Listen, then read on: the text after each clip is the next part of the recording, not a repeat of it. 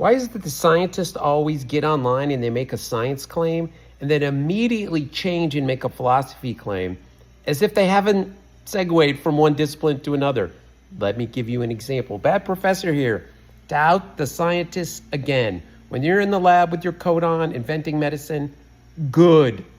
Every other time, bro, you're making me do too much work. Here's a perfect example. What scientists say and what scientific thinkers more precisely say is that the brain generates consciousness. And the way they prove it is simple. It is that you have a correlation between brain activity and self-reported mental experience, which is already not reliable, bro. Take a psychology class. But that correlation between the two things, you give drugs to the brain, the mental life acts weird. You turn off the brain, the mental life seems to turn off. Those correlations, if you know anything about the scientific method in the 17th and 18th centuries, back then they knew that doesn't mean anything. I mean, it does. It means there's a correlation, but it tells you very little about causation. And so what the scientists do is they make that claim and then they leap to a philosophy discussion about language, about theories regarding induction and causation. They leap to things like it's the best explanation.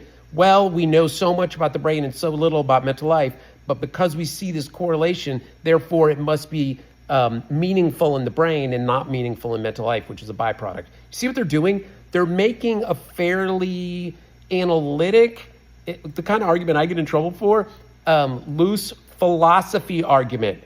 Science does not make claims like that. It does not say the best explanation is, I can infer from how much knowledge we can gather about the brain and how little about mental life as a thing phenomenologically. I'm going way too fast. I can infer from that it's all in the brain. That's so philosophy, bro. And so that's what I'm dealing with. That's really the crux of a lot of the stuff I talk about. And no one cares. Somebody agree with me or send pizza. Those are your two options. That's it. Thanks for coming, Bad Professor here.